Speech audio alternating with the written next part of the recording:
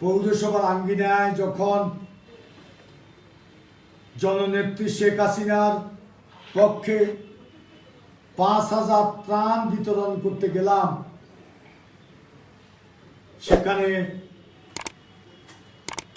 Police আমাকে বাধা দিয়ে বলল এখানে দেওয়া যাবে না, ডিসিএসপি সাহেবের নিষেধ আছে, ইউনো ওসি এসিল্যান্ড এদের নিষেধ আছে।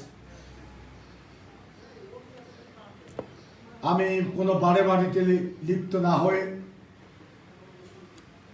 আমি একটা স্কুলের আঙ্গিনায় গিয়ে সেখানে কিছু লোকজনের মধ্যে ত্রাণ বিতরণ করে বাকিগুলা এলাকায় এলাকায় পাঠিয়ে দিচ্ছি।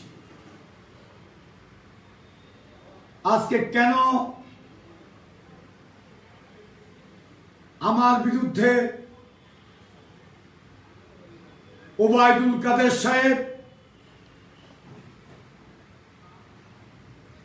আজকে আওয়ামী জাসদ অস্ত্রধারীদেরকে লেলিয়ে দিয়েছে, দেশের মানুষ জানে। আজকে আওয়ামী দুর্নীতিবাজ প্রশাসনকে লেলিয়ে দিয়েছে, কেন ওবায়দুল কাদের সাহেব এটা দেশের মানুষ জানে। লেলিয়ে দিয়েছে আমাকে নেতা কর্মী শূন্য করার জন্য এবং আমার মুখ বন্ধ করার জন্য। আমি পরে আসছি এ বিষয়ে। গতকালকে এর আগেও আপনাদেরকে জানিয়েছি, গত ৯ মার্চ কালরাত্রিতে উপজেলা চত্বরে ওসি এবং ইউনো তদারকিতে, রবিউলের তদারকিতে, তদন্ত অফিসার রবিউল তদারকিতে সেখানে ফেনী, নোয়াখালী, সোনাগাজী, উড়িচ্চর দক্ষিণ এলাকা থেকে অস্ত্র এনে এখানে একত্রিত করেছি। একত্রিত করে সেখান থেকে থানার পাশে কুলাঙ্গা রাহাতের বাসা, তার বাসাতে সেখানে কানাডার দেখা সরালাই সেও সেখানে থাকে, আর সন্ত্রাসী কোচি সেও সেখানে থাকে। তাদের সেখানে অস্ত্রধারীদেরকে একত্রিত করলো, মঞ্জার বাসা একত্রিত করলো, তারপরে রিয়াদের বাসা একত্রিত করলো, কামালের ছেলে রনির বাসা একত্রিত করলো, করে এট এ টাইম এখানে আমার পৌরসভার পাশে পুলিশ ছিল, দুই সাইডে পুলিশ ছিল। হঠাৎ করে পুলিশ সামনের সাইডে যে সাইড থেকে আক্রমণ করছে সে সাইড থেকে পুলিশগুলা সরে গেল, আর আমার থানার পৌরসভার সামনে যে পুলিশ ছিল সেগুলা 0 পয়েন্টে চলে গেল। এরপরে আক্রমণ, প্রথম একটা ককটেল ফুটেছে, এরপরে এক তরফাভাবে আমার পৌরসভাতে তারা ২,০০০ গুলি করেছে, আমার কক্ষে ৫০০ গুলি করেছে। গুলির পরে এরা যখন তাদের কার্তুজ ছিল না, তখন পুলিশ এসে হস্তক্ষেপ করে এখানে আপনারা জানেন একটা ছেলে সিএনজি চালক ছেলেকে হত্যা করেছে। তারা হত্যা করে, এরা আগেই পরিকল্পনা করেছে আমাকে হত্যা করবে, অন্যথা আরেকজনকে হত্যা করে। সাংবাদিক মোজাক্কের হত্যার আগে আমি এই থিওরি করেছিলাম। সাংবাদিক মোজাক্কেরকে যারা হত্যা করেছে সে তো প্রশাসন জানে, সাংবাদিকেরা সবাই জানে কে হত্যা করেছে। আজকে দেখেন সেই প্রশাসনের কর্তা ব্যক্তিরা আজকে করোনা জনিত কারণে আমি বসুরহাট বাজারে মাস্ক বিতরণ করছি এবং গতকাল থেকে লকডাউন বাস্তবায়নের জন্য কাজ করছি। সকাল থেকে কোনো সরকারি কর্মকর্তা, কোনো পুলিশ কর্মকর্তা নেই 11টা পর্যন্ত। আমি যখন আমাদের ছেলেরা স্টেটাস দিল প্রশাসন কোথায় লকডাউনের মধ্যে, এরপরে মাইক একটা নিয়ে ইউনো ওসি বাইরিস। আমি এরপরে গেলাম উপজেলা স্বাস্থ্য কমপ্লেক্সে, সেখানে গিয়ে প্রথম গেলাম আগের আইসোলেশন সেন্টারে, যে আইসোলেশন সেন্টারটা ইউনো সন্ত্রাসীদেরকে ভেঙে তাদেরকে ঢুকার সুযোগ করে দিয়েছে। আইসোলেশন সেন্টার ভেঙে তারা রাত্রি যাপন করছে, যেদিন 9 তারিখ, যেদিন কালো রাত্রিতে তারা এখানে হামলা করছে, রাত্রে তারা সেখানে রাত্রি যাপন করছে। সেখানকার পিয়ন যখন ইউনো সাহেবকে বললেন যে এরা এখানে ঢুকেছে, ইউনো সাহেব বলল যে তুমি বাড়িতে চলে যাও, অর্থাৎ ওনার নির্দেশে সেখানে ঢুকেছে। এটা প্রমাণ আছে, এগুলো প্রমাণ করতে পারবো। সে আইসোলেশন সেন্টারে তার রাত্রি যাপন করি, সেখানে রান্না বান্না করি, ইউনো খাওয়াইছে। সেই আইসোলেশন সেন্টারটা আমি গতকালকে দেখতে গেছি, সেখানে দেখলাম যে পুলিশ সব নষ্ট করে ভালো দেখছে। সেখানে আমি বিভিন্ন ক্লিনিক থেকে ব্যাগ দিছি, সেই ব্যাগগুলো বাইরে ফেলাই দিছি। তো গতকালকে আমি আবার সিদ্ধান্ত নিলাম, এখানে তো করোনা যেহেতু বাড়তেছে, আইসোলেশন সেন্টার তো দরকার। আমি উপজেলার টিএস এর সাথে কথা বলে, কোম্পানিগঞ্জ উপজেলার টিএস মোহাম্মদ সেলিম সাহেবের সাথে কথা বলে, সেখানকার সব ডাক্তারকে একত্রিত করে আবার পৌরসভার কাউন্সিলর সহ হাসপাতালের একটা নতুন ভবন করা হয়েছে। সেখানে 2টা রুম আমরা, একটা মহিলাদের জন্য একটা পুরুষদের জন্য সিদ্ধান্ত নিয়ে আমি সিদ্ধান্ত দিয়েছি এখানে যত খরচ লাগবে, এটা নির্মাণ করার জন্য যত টাকা লাগে এবং এদের খাওয়া দাওয়া ওষুধপত্র সহ যত খরচ লাগে, তারপরে আমি একটা এই যে সুইপার নিয়োগ দিয়ে তাৎক্ষণিক সেখানে পাঠাইছি, আমার পৌরসভা থেকে বেতন দেব। একটু পরে শুনলাম কি আমারে টিএস সাহেব বলল যে সিএস সাহেব সিভিল সার্জন নোয়াখালী, উনি নাকি বলছে এই রুম তো হস্তান্তর হয় নাই, এখানে কিভাবে আইসোলেশন সেন্টার করি। আমাকে এর কথা বলার পরে আমি ঊর্ধ্বতন একটা জায়গায় আলোচনা করেছি, করার পরে উনি বলল যে আমি দেখতেছি আইসোলেশন সেন্টার তো দরকার। আর ওনারা সিদ্ধান্ত দিছে এখন রুগীরা যেখানে আছে সাধারণ রুগী, তাদের পাশে 2টা রুম দিতে চেয়েছে। আমি বললাম যে সাধারণ রুগীরা যেখানে থাকে, সাধারণ রুগীদের যেখানে এন্ট্রান্স, সেই জায়গা দিয়ে করোনা রোগী গেলে তাহলে অন্যরাও তো আক্রান্ত হবে। আপনারা এই কাজ কেন করতেছে? এটা করবেন না। আমি উচ্চ পর্যায়ে যোগাযোগ করার পরে সেখান থেকে সম্মতি আসার পর সিএসকে আমি লিঙ্ক দিলাম। সিএস বললো যে ভাই কিছুক্ষণের মধ্যে আমি করে দিতেছি, আপনি এটা নিয়ে আর কথা বলবেন না। আমি আমি আমি দুঃখিত। আমি আবার হাসপাতালে গিয়া এই বিষয়টা টিএস এর সাথে আমি আলোচনা করে আমরা একমত হয়েছি এটা করব। হঠাৎ দেখলাম কি একটু পরে ইউনো ওসি একসাথে, কারোর সাথে কোনো যোগাযোগ নাই, কিছু নাই।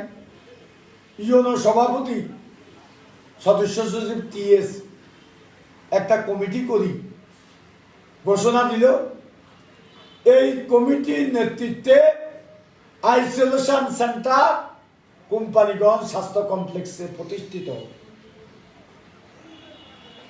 এটা বলার পরে আমি এটা থেকে সরে গেছি। আমি তো জনসেবা করতে যাব, একটা ভালো কাজ করতে যাব। এই কাজ করতে গিয়ে যদি বাধার সম্মুখীন হই, সেখানে আমি করতে যাব কেন? বিগত যে আইসোলেশন সেন্টারটা করছি, কারো 1 টাকা চাওয়ার নাই, ইউনোরও নাই, উপজেলা চেয়ারম্যান সাহেবেরও নাই, কারো নাই। সব টাকাগুলো আমি দিয়েছি পৌরসভা থেকে, এবারও আমি দিতে চেয়েছিলাম। এখন কারোর সাথে ঝগড়া করি তো আমি জনসভা করার কোনো যুক্তিকতা আছে বলে মনে করি, সেজন্য আমি পিছিয়ে গেছি। কালকে আমাকে এক ঊর্ধ্বতন সরকারি গোয়েন্দা সংস্থার লোক বলল দুপুরে, যে আমি এক জায়গায় দাওয়াত গেছি, সেখানে বলল আপনি চুপ থাকেন, 1 সপ্তাহের মধ্যে দেখবেন পরিস্থিতি কি হবে। আমি বললাম যে আমি শান্ত পরিস্থিতি দেখতে চাই, করোনার ভিতরে আমি কোনো রাজনীতি করতে চাই, আমি করোনাকালীন সময় মানুষের সেবা দিতে চাই, এ লক্ষ্যে কোম্পানি ব্যবস্থা শান্ত করুন, অস্ত্রগুলো উদ্ধার করুন। ওনারা বললে 1 বা 7 সপ্তাহ সময় দিন। সেখান থেকে আসা মাত্রই শুনলাম 15 জন অস্ত্রধারী আমার যুবলীগ কর্মী শহীদুল্লাহ রাসেলের উপর আক্রমণ করছে, আমার পৌরসভার কাছাকাছি যায়। আক্রমণ করার পরে তার একটা হুন্ডা নিয়ে সে বাজারে আসতেছে, তার হুন্ডাটা ভেঙে দিল, তাকে বাধ্য করে রাস্তা ফেলা রেখেছে। সেখানে লোকজন আসি, তাকে উদ্ধার করি এখানে আনছি। তারপরে সেখানে লোকজন একটারে তাদের একটা একটু ফিটে থাপা চোপা দিছে, দিদার পরে সব সন্ত্রাসী এখন তো আমাদের দলের একটা নেতা, তার ছেলে কোনো রাজনীতিও করে না, তারা এই ফ্যামিলিতে আমাকে ভালোবাসে। একটা ছেলে পপুলার হাসপাতালে চাকরি করে, তাকে গত 5 দিন রাত্রেও তার পরিবার কেন আমার সাথে চলে, তাকে বাস স্ট্যান্ড তাকে মারধর করা হয়েছে। সেই ছেলেকে কিরকম পিটাইছে, এখান থেকে রাখে নাই, মাছ দিতে পাঠাইছে, মাছ দিতে রাখে নাই, ঢাকাতে পাঠাইছে। ঢাকাতে তারা দেখি এখন একটু স্টেবল আছে, তাকে বলছে যে তুমি বাড়িতে গিয়ে চিকিৎসা হবে। আমি তাকে সংঘর্ষ এড়ানোর জন্য আমি তাকে হাসপাতালে নিয়ে বাড়িতে রাখি, চিকিৎসা করে দিয়েছি। এখন এই অবস্থা প্রশাসন এখানে এডিশনাল এসপি একটা দায়িত্বে আছে শামীম, অকথ্য ভাষাগত রাত্রে আমাকে গালিগালাজ করছে, মাইকেলও আমার ছেলে, উল্টো আমাদের উপর আক্রমণ করে। আর তারা অস্ত্র নিয়ে মুঞ্জার বাসাতে বাদল গাইড করিয়া নি অস্ত্র রাখি গেছে, তারা সেখানে যায় না। তারা ভাড়া দেয় আমাদের, তারা ভাড়া দেয় আমাদের গালিগালাজ করে এখানে বসি। তারপরে ইউনো ছিলেন, আজকে এখানে যে লুটপাট করতেছে, ওসি তদন্ত যে লুটপাট করতেছে, অতীতে বলছি, এগুলো প্রমাণ করতে না পারলে আমি কোম্পানিগঞ্জ থেকে ইজ্জত করব। তারা যে লুটপাটের রাজত্ব কায়েম করছে, এইটা আজকে আমাকে দমাইতে পারলে তারা এই লুটপাট অব্যাহত রাখতে পারবে। এই জন্য আজকে তারা আমার বিরুদ্ধে লেগেছে। আর শামীম লেগেছে একরাম সদ্দীপ মাসোয়া রাখা, এই শামীম সে আজকে গতকালকে এখানে আমার পৌরসভার সামনে বটতলায় বসি অকথ্য ভাষা আমাকে গালিগালাজ করছে। আমি ডিএস মর্যাদার, আমি এখানে পৌরসভার 5 ক্লাস পৌরসভার মেয়র, আমাকে একটা সাধারণ পুলিশ অফিসার এখানে গালিগালাজ করে, আমাদের কি সম্মান নাই, ইজ্জত নাই? আমরা কি ইজ্জত সম্মান কি বিকিয়ে দেব? বিচার নাই। সবাই বলে আপনি শান্ত থাকুন, যেখানে আলোচনা করি শান্ত থাকুন। নেত্রী বলেছে, আমাদের প্রধানমন্ত্রী জননেত্রী শেখ হাসিনা বলেছে চুপ থাকো, চুপ আছে, কোনো অকারেন্সের সাথে নাই। আমি পুলিশদেরকে জিজ্ঞাসা করলাম, আমার একটা ছেলের হাতে একটা লাঠি আছে, আপনারা যে আমার ছেলেদেরকে এভাবে আক্রমণ করতেছেন, গত 3 দিন আগে 3টা হুন্ডা নিয়ে গেছে বসুরহাট বাজারে। 99 হুন্ডা যদি কোনো কাগজপত্র থাকে আমি হিজরত করুন, ইউনো সহ এসিল্যান্ড সহ ধরি, এদের থেকে 10-15 হাজার টাকা 20,000 টাকা লই সারি দিয়ে এগুলা তারা ভাগযোগ করি। পুলিশ উদ্ধার করো না, তারপরে এখানে এই যে সিএনজির অর্ধেক কোনো কাগজপত্র নেই, এগুলা থেকেও তারা মাসোয়ারা খায়, এইভাবে লুটপাট করে খাচ্ছে বিভিন্নভাবে। আমি এগুলা বাধা দিছি, এটা হচ্ছে আমার অপরাধ। আজকে তারা এগুলা চালাচ্ছে এখানে। আজকে কোথায় আমাদের প্রশাসন, আমি ডিএজি সাহেবকে বলছি, উনি সবসময় বলে দেখতেছি, কিন্তু এটা কোন দেখা আমি জানি না। এখন বলতে হচ্ছে ওনাকে এই দেখা শেষ দেখা না হইতে। গতকালকে রাত্রেও বলছেন দেখতেছি, এই দেখা শেষ দেখা না হইতো। এগুলা কেন করতেছেন আপনারা জানি না। যেখানে বলি সেখানে শান্ত থাকে, আমি শান্ত থাকতাম, আর অন্যরা আমার লোকজন মারি ফেলাক, আমি শান্ত থাকি। হ্যাঁ, আপনি এলাকা শান্ত করলে আপনার প্রশাসন লোকেরা ওদেরকে জিজ্ঞাসা করি ফ্রেম কি একতরফা, শান্ত করলে ব্যাগকে শান্ত করে। আপনারা শুধু আমাকে শান্ত করতে চান, অন্যদেরকে আপনারা লড়িয়ে দিচ্ছেন। তারা অস্ত্র নিয়ে ঘুরাফেরা করছে, তাদের পকেটে অস্ত্রের বাঁট দেখা যায়। আমি পুলিশকে বলছি, একটা লাঠি যদি আজকে সকালে বলছে আমার ছেলে রাতে থাকে, তাকে গ্রেপ্তার করুন, আমি ব্যবস্থা নেই। কালকে রাত্রেও দুজন ছেলেকে গ্রেপ্তার করছে। শুধু গ্রেপ্তার করে নাই, তাদেরকে পিটাই, হাত এবং পায়ের গুটি ইয়েতে আপনার সমস্ত ফুলে গেছে। এই ছেলে একজনকে মারছে, একজনকে ছাই দিচ্ছে, তার হুন্ডাটা রাখি দিছে, মোবাইল রাখিছে।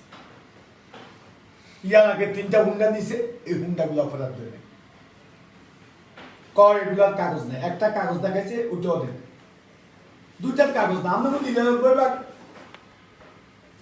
হুন্ডার কাগজ নেই, 50 সিএনজির কাগজ নেই। এগুলা কিভাবে চলে? আপনাদের ছত্রছায়া চলে, এবং আপনাদের ছত্রছায়া এগুলা কিনা হয়, সেখান থেকে আপনারা মাসোয়ারা। এগুলা কোম্পানিগঞ্জের মানুষ জানে, এগুলা লুকাইতে পারবেন না। আমি যদি এই যে কথাগুলা বলছি প্রমাণ না করতে পারলে হিজরত করুন। এটা কোনো অবস্থা আর চলতে দেওয়া যায় না। আমি আজকে যে কথা বলতে চেয়েছিলাম, ওবায়দুল কাদের সাহেব মূলত ওনার স্ত্রী অপকর্মকে ঢাকা দেওয়ার জন্য আজকে আমার মুখ বন্ধ করতে চায়, আমাকে নেতা কর্মী শূন্য করতে চায়। আর ওনার এক ভাগিনা লম্পট রাহাজ্জাকে বাঁচানোর জন্য আজকে আমার বিরুদ্ধে এই ব্যবস্থা নিয়েছে। ওনার স্ত্রী সম্পর্কে আপনারা ভালো করে জানেন কি করতেছে। ওনার মন্ত্রণালয়ের অধিকাংশ কন্ট্রাক্টর হচ্ছে বিএনপি, 2-4 জন আছে আওয়ামী লীগের, তারাও বিএনপি লোকদের কাছে কাজগুলা বিক্রি করে দিয়ে পাই। সেখান থেকে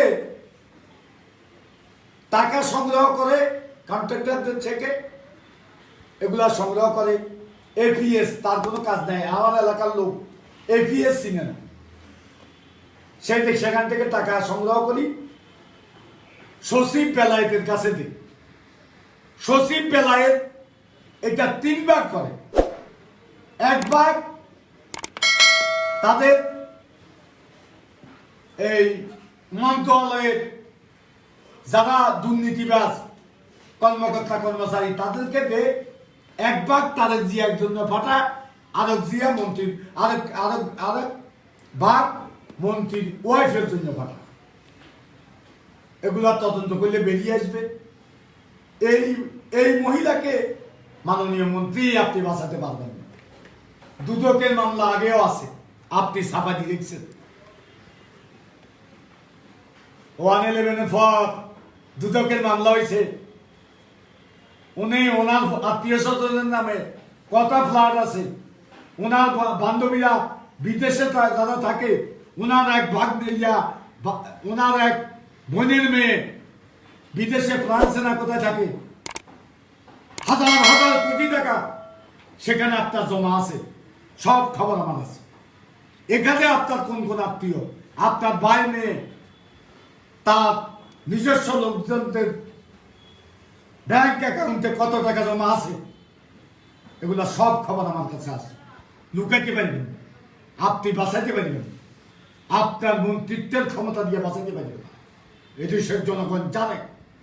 আর একটা জিনিস স্মরণ দেখবেন, জনশ্রুতি হচ্ছে বড় ডকুমেন্ট। এই জনশ্রুতি আপনি বন্ধ করতে পারবেন না। দেওয়ালে লেখা পড়ো, ওবায়দুল কাদের সাহেব ভাগিনাকে বাঁচা, আর্মি উপজেলা প্রশাসন আমরা তার অবৈধ মার্কেট এখানে উচ্ছেদ করতে গেছি খালফারে। সেখানে আপনি মোবাইল করলেন, সাথে সাথে সে লাঠি সোটা নিয়ে কারোর উপর আক্রমণ না করে আমার উপর আক্রমণ করবে। সেখানে আমার কর্মকর্তারা ছিল, তাদেরকে যদি আমি লাগাই দিতাম সরিয়ে দিত। সে আর এখানে বাবুয়া এগিয়ে আছে, মনিরা তার বাসা বাবুয়া, তারে বাবুয়া কয় মানুষ, সে সব লাঠি নিয়ে বাইরে। সেখানে আর্মির অফিসার আমাদের বলল যে আপনি একটু ধৈর্য রাখেন, এটা মিনিস্টার সাহেব রিং দিয়ে বলছে বন্ধ রাখার জন্য।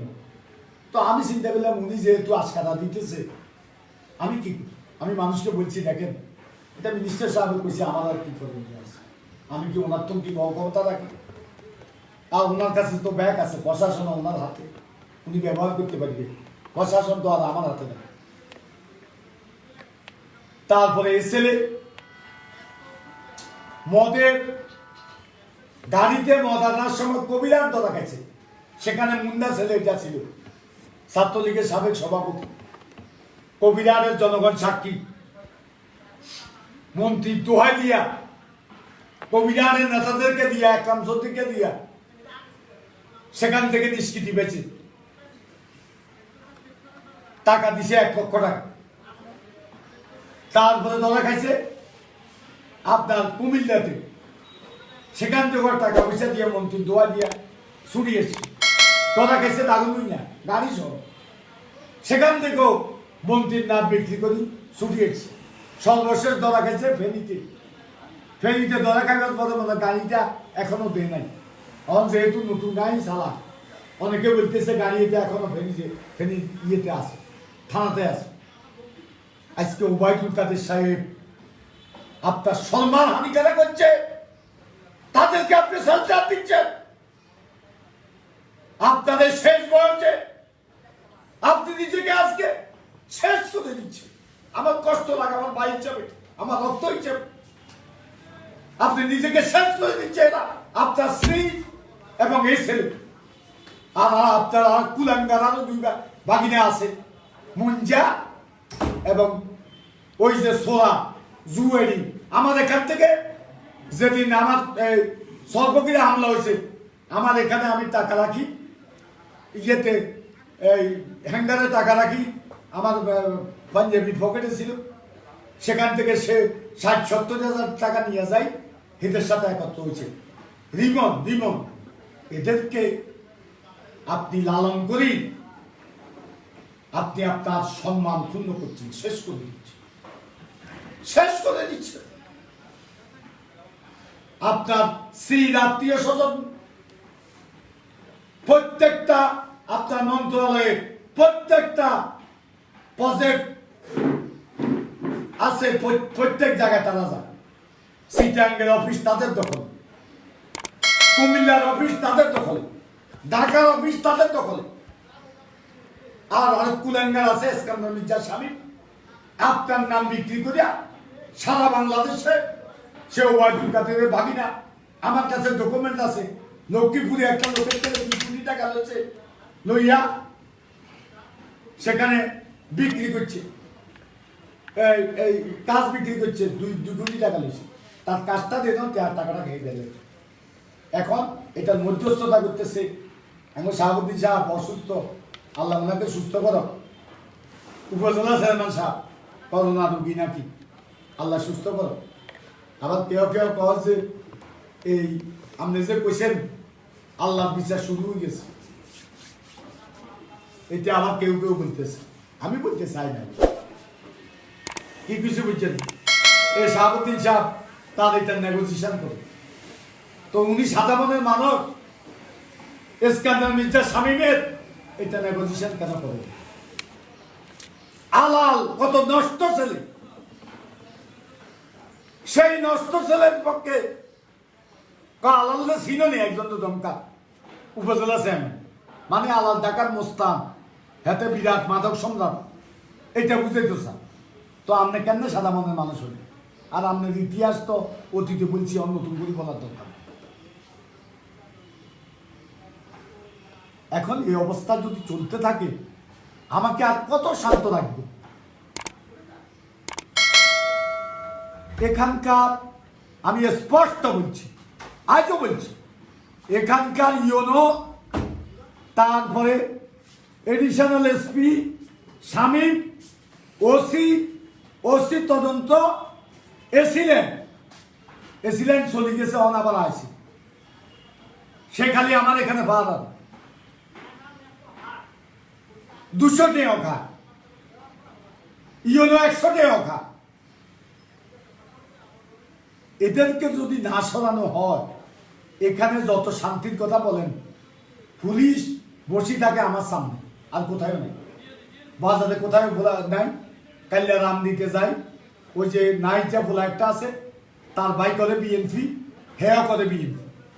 একটা মহিলার সাথে কেলেঙ্কারি করার সময় সিরাজপুরে ধরা পড়ছে, সেখানে মেম্বার আমাদের ঋণ দিল, এখন আপনার সম্মানে চাই দিছে, এক মহিলা কেলেঙ্কারি করার সময়। ওইসব ছেলেরা সব একত্র হয়েছে, সমস্ত অপশক্তি অনিয়মের সাথে তারা জড়িত। যদি এর বাইরে অনিয়ম, তারা যতজন আছে সিনিয়র নেতা, এদের যদি অনিয়ম খুঁজে না পান, একজন যদি ভালো মানুষ থাকে, তাহলে আমি কোম্পানি হাউস থেকে হিজরত করি। আর আমি মির্জার ব্যাপারে তদন্ত করি। আমি যদি কোনো অনিয়মের সাথে জড়াই, কোনো অস্ত্রবাজি করি, মস্তানি করি, মাদকের সাথে জড়িত থাকি, তাহলে আমার বিরুদ্ধে ব্যবস্থা নেব। এটা হলে আমাদের স্পষ্ট। আর এখানে যে ঘটনা ঘটেছে, তা বিচার বিভাগীয় তদন্ত ঢাকা থেকে বাড়া। আমি বারবার বলতেছি, নোয়াখালী এগুলো হবে না, বিক্রি হয়ে যাবে। এই এটা কি কর, এএসপি এডিশনাল এসপি শামীমের মতো বিক্রি হয়ে যাবে। দুঃখ লাগে, আক্রমণ হলে আমার এখানে, আর 3টা পুলিশ অ্যাসল্ট মামলা হয়েছে, সব মামলার আসামি আমার লোক। 2টা হত্যা মামলা হয়েছে, একটা মামলা 166 জন আসামি। আমার ছেলেটার ব্যাপারে আমি মাননীয় প্রধানমন্ত্রীকেও বলেছি, আমার ছেলেটা ঢাকা পরীক্ষা দিতেছে, তাৎক্ষণিক বলেছি, আমার ছেলেটাকে মামলা দিয়েছি, 166 জন দিয়েছি।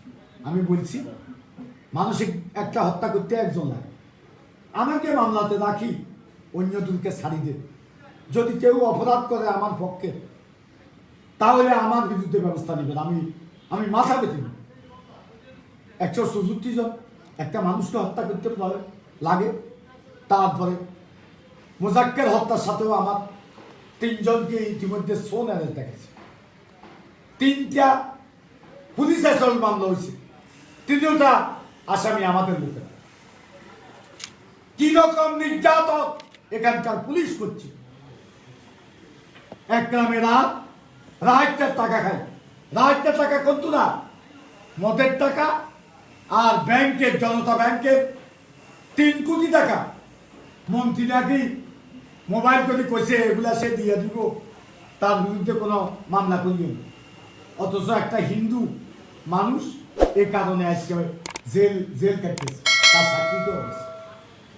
যে করছে সে মন্ত্রী কথা বলি, বা মন্ত্রী বলছে কিনা আমি জানি না, মন্ত্রী নাকি বলছে যে তার বিরুদ্ধে কোনো মামলা করিয়ে। আপনি আপনার নীতি নৈতিকতা রাজনীতিতে ছিল, এটা কেউ অস্বীকার করবে না। আজকে কেন, আজকে আপনার এটা অধপতন কেন বলুন, কেন বলুন? আমাকে দাবাইতে চান কেন? আমি তো বলেছি আমি কোনো পদে যাব না, দলের বা কোনো জায়গায় আমি কোনো পদে যাব না, আমি কোনো নির্বাচনে প্রতিদ্বন্দ্বিতা করব না। ইভেন আমার পৌরসভা নির্বাচন, এটা শেষ নির্বাচন আমি করেছি, আমি বলে দিয়েছি আমি যেটা বলি সেটা করি। আমি এখন দল থেকে পদত্যাগ করছি। আমি স্পষ্ট ভাষায় বলি আমি বঙ্গবন্ধুর আদর্শের রাজনীতি করি, আমি জননেত্রী শেখ হাসিনার উন্নয়নের রাজনীতি করি। তারপরে আমি সাহস করে সত্য কথা বলি, আমি অন্যায় অবিচার জুলুমের বিরুদ্ধে আমি প্রতিবাদ করি। এটা আমি আমার নামাজের বিছানা বসে আল্লাহর কাছে প্রার্থনা করে আমি কথাটা বলেছি। আমি এটা থেকে ছুটতে পারবো। আমার মৃত্যু হল, আমার পদ পদবীর দরকার নেই। পদ পদবী আপনারা মুখ দরকার, আপনারা যাদের ইচ্ছা তাদের পাবেন। আপনার দল এখানে কোম্পানিগঞ্জে আপনি যাকে ইচ্ছা তাকে দিয়েছেন, আমার দরকার নেই।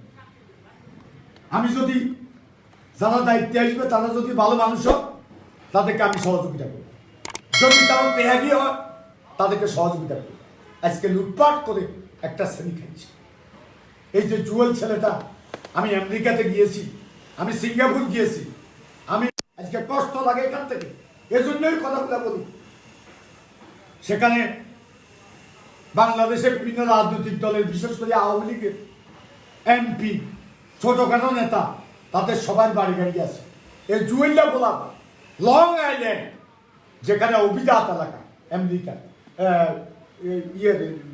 নিউ ইয়র্কের অভিজাত এলাকা, সেই অভিজাত এলাকা সে একটা জায়গা কিনে সেখানে সে করছে, বাসা করছে। এত টাকা সে কোত্থেকে পাচ্ছে? এগুলা মন্ত্রীর নাম বিক্রি করে এমপি ব্যবসায়ীদের থেকে লুটপাট করে নিয়েছে। আমার নাম বিক্রি করে বিভিন্ন জায়গা থেকে টাকা নিয়েছে। এলাকাতে এই যে বিভিন্ন কাজকর্ম থেকে লক্ষ লক্ষ টাকা হাতিয়ে নিয়েছে। দক্ষিণ এলাকা 450 কোটি টাকার বেড়িবাঁধের যে কাজ হচ্ছে, সে কন্ট্রাক্টর থেকে কোটি কোটি টাকা নিয়ে চেয়েছে, কোটি কোটি টাকা। এরকম আজকে বাংলাদেশে অনেক নেতা এগুলা করছে। একরাম চৌধুরী অন্তত 7টা দেশে তার বাড়ি গাড়ি আছে। নিজামাজানি সিঙ্গাপুরের বাসাতে আমি নিজেও খেয়েছি। সিঙ্গাপুরের, আমি সিঙ্গাপুরেরটা জানি, আর কোথায় কোথায় আছে তদন্ত করলে বেরিয়ে আসবে। আজকে এই অবস্থা চলছে। আপনারা কোটি কোটি টাকার মালিক হবেন, আর দরিদ্র কর্মীরা, অসহায় কর্মীরা, ত্যাগী কর্মীরা, যারা জীবন যৌবন সবকিছু দলের জন্য শেষ করে দিয়েছে, রাতের অন্ধকারে দলের প্রয়োজনে রাস্তায় নেমে এসেছে, কনকনে শীতের মধ্যে নির্বাচন করেছি, মিছিল মিছিল করে। সেই লোকগুলো আজকে একটা 4 পয়সা পায় না। আপনারা কোটি কোটি টাকার মালিক। ওবায়দুল কাদের সাহেব এখানে ঘরে ঘরে চাকরি দিবে। আমি কয়েকজনকে চাকরি দিয়েছি, কয়েকজনের চাকরি হয়েছে। গ্যাস ওবায়দুল কাদের সাহেব বলছে 2 বছর আগে আমি আর কবিরারের মেয়র তাদেরকে ডাকি, কবিরারের মেয়র সাহেব আরে বলল যে বাইরে আঙুল মনে হয় ভাগ্যের পরিবর্তন হইব। কাদের সাহেব দেখছে গোপনে, কারো শুনে বেলা মানা করছে, না করছে। গেলাম এখানে ওই যে সোনা এভিএস মহিদুলকে দিয়ে আঙুলে ফ্যাক্টর বাংলা রেখে না গেল কি রে ফ্যাক্টর বাংলা নিয়ে কি আর কয়েন মনে কোনো কাজকর্ম আঙুলে দিব। আর গেলাম আর বললো যে গ্যাস দিবি, আমরা খুশি গেলাম। আমি তো এলাকায় গ্যাস যেগুলো বাকি আছে, আমার এলাকায় অনেক জায়গায় আছে, তারপরে বাকিগুলো যে ফাঁসি 2.5 বছর আমরা গ্যাস পাইনি। গত 1 মাস আগে আপনারা হচ্ছেন নি, মাননীয় প্রধানমন্ত্রী 1 মাস না 1.5 মাস আগে করছে, অনুমোদন করছে আমাদের এখানে গ্যাস। কিন্তু আমাদের জন্য কোনো খবর আসেনি, কোনো জমি কিছু আসেনি, কিচ্ছু নেই। এগুলা কিনলে করে কোনো কিছু উন্নয়ন যেগুলো এখন বলুন না, পরে বলুন কিভাবে হয়েছে, কেন উঠেছে। নেত্রী সারা বাংলাদেশে উন্নয়ন করছে, সে ধারাবাহিকতা এখানে হচ্ছে। আমরা সাহস করি সত্য কথা বললে, আমরা কিছু কথা যদি বলি কেউ কোটি কোটি দেওয়ার মালিক হবো, আর তবে নিরীহ কর্মীরা দরিদ্র হয়েছে। ভাত অনেকে 2 বেলা ভাতও খেতে পারে আমার দলের কর্মীরা। এটা কি চলতে দেওয়া যায়? এটা বললে আমরা দলের বিরুদ্ধে নাকি কথা বলি। দেখেন এই করোনা একটা লোক আছে,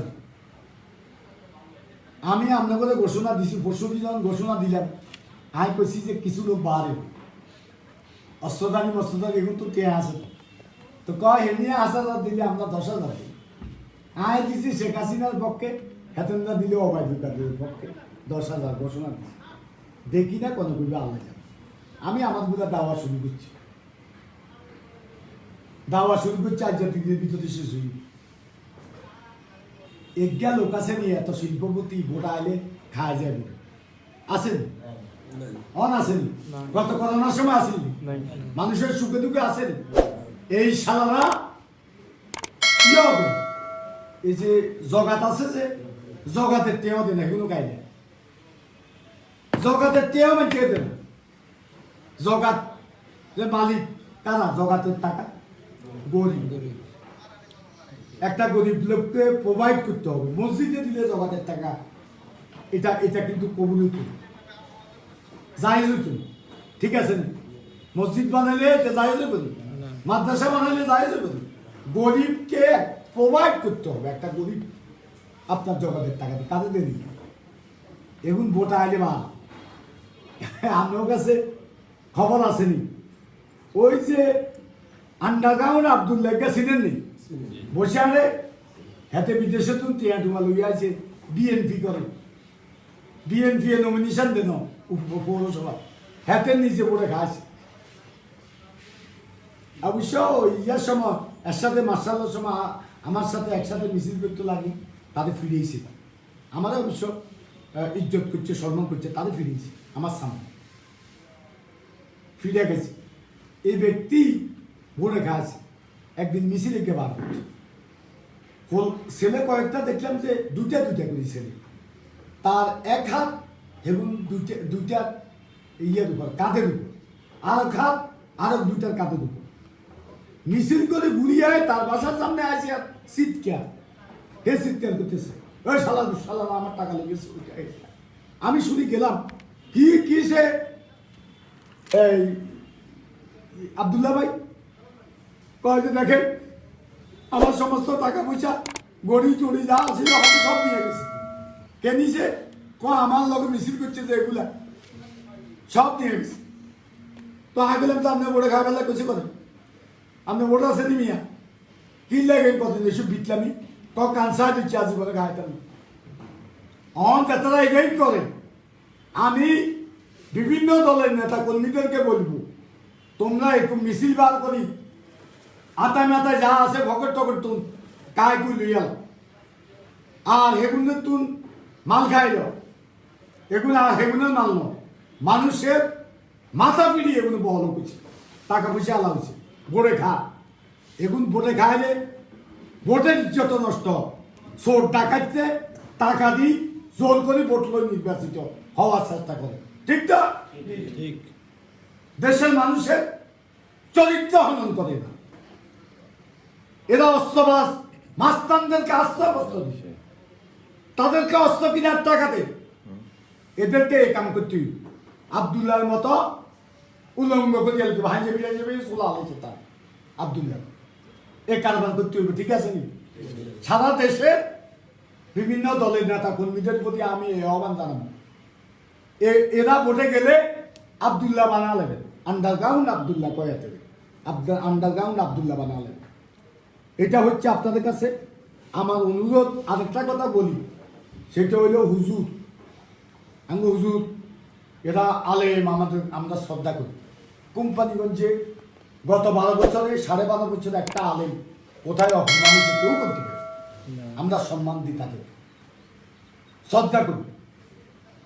হেতেনরা আমনের স্লোগান দে, আমার নেতা তোমার নেতা বিশ্ব নবী মোস্তফা, দে না? স্লোগান দে তো। হ্যাঁ, আমি তোমাদেরকে বলবো তোমরা এই স্লোগান বন্ধ। বিশ্ব নবী মোস্তফা আমাদের মহানবী হযরত সাল্লাল্লাহু আলাইহি ওয়াসাল্লাম শুধু তোমাদের হুজুরদের নেতা নয়, মাওলানা মৌলবীদের নেতা নয়, শুধু মুসলমানের নেতা নয়, মহানবী হযরত সাল্লাল্লাহু আলাইহি ওয়াসাল্লাম মানবতার নেতা। তোমরা মহানবী নামে স্লোগান দাও, মহানবী যেগুলা বলি গেছে এগুলা কথা নাকি? মহানবী বলছে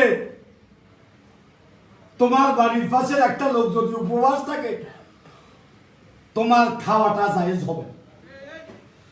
ওই ভাইরা, একদিন কি বাসের লোকের খবর লইছেন, 10টা টাকা দিয়েছেন?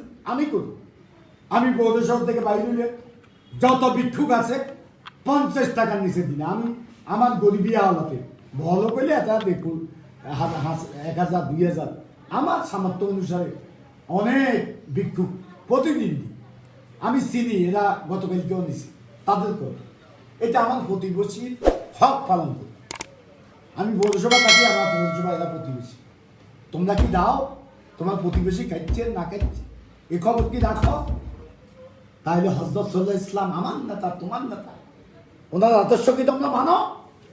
মহানবী হযরত সাল্লাল্লাহু আলাইহি ওয়াসাল্লাম বলেছে সকল ধর্মের প্রতি সমাচরণ করার জন্য। তোমরা কি সেটা করো?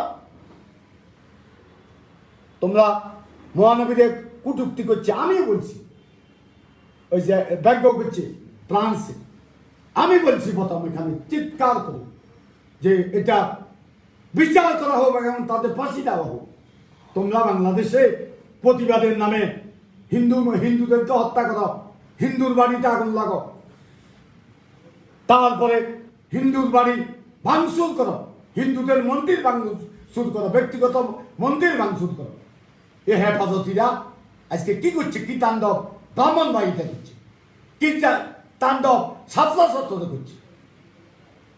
জুমুদ দাসের একটা ফ্যাক আইডি খুলি, সেখানে এক হেফাজতির বিরুদ্ধে কটূক্তি করছে।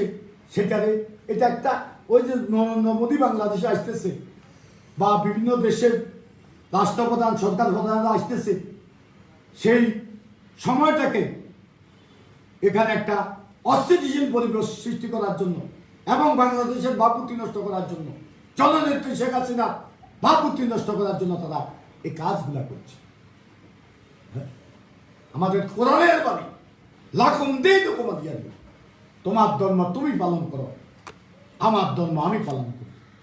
আমি হেফাজতিদেরকে বলবো তোমরা সাবধান, আমার কোম্পানিগঞ্জ এগুলা করতে পারবে না। বাংলাদেশের কোথায় কি করবে তোমরা করো। এই হেফাজতি দিয়া আমার বিরুদ্ধে এক নাম নিজামেরা মিছিল করেছে। আমি যখন তারা ধর্মীয় উস্কানি দিছে, তারপরে এই সরকারের বিরুদ্ধে কথা বলছে, আমি তাদের বিরুদ্ধে যখন ব্যবস্থা নিয়েছি তখন এরা আমার বিরুদ্ধে মিছিল করে। আমি এটাকে ভয় করি। আমি হেফাজতিদের এই অপরাধ নীতিকে ঘৃণা করি। আজকে সরকারের একটা অংশ তাদেরকে পুনর্বাসন করে, তাদেরকে আজকে লালন পালন করে। আমি আজকে বলে দিচ্ছি, জাসদ বঙ্গবন্ধু হত্যার বিচারের পথ, বঙ্গবন্ধু হত্যার পথ রচনা করেছে। হত্যা করেছে কে? বঙ্গবন্ধুর সবচেয়ে কাছের লোক, প্রিয় লোক খন্দকার মোশতাক। আর এখন হেফাজত শেখ হাসিনা হত্যার জন্য পথ রচনা করবে আর হত্যা করবে ওনার আশপাশে থাকা আজকে যারা বেশি ওনাকে তেল মারে তারাই জননেত্রী শেখ হাসিনাকে হত্যা করবে। কারণ বঙ্গবন্ধু গরিবের পক্ষে বলছে, শেখ হাসিনাও গরিবের পক্ষে বলছে, এর জন্য হত্যা করবে। আমি পরিশেষে বলবো, আমার কোম্পানিগঞ্জ শান্তিপূর্ণ পরিবেশ আমি এখানে চাই। আমি এ ব্যাপারে প্রশাসনের সহযোগিতা চাই। প্রশাসনকে আমি বলবো সাদাকে সাদা বলুন, কালাকে কালা বলি, না হলে আল্লাহর আদালতে বিচার হবে আপনাদের। রাষ্ট্রীয় আদালতে না হলে আল্লাহর আদালতে বিচার হবে। একদিন জনতার আদালতে আপনাদেরকে দাঁড়াতে হবে, সেদিন আর বেশি দূর নয়। যতদিন নবে পদ্মা মেঘনা গৌরী যমুনা বহমান, ততদিন নবে কীর্তি তোমার শেখ মুজিবুর রহমান। দিকে দিকে আজ অশ্রু গঙ্গা রক্ত গঙ্গা বহমান, নাই নাই বয় হবে হবে জয়, জয় মুজিবুর রহমান। জয় বাংলা, জয় বঙ্গবন্ধু, বাংলাদেশ চিরজীবী।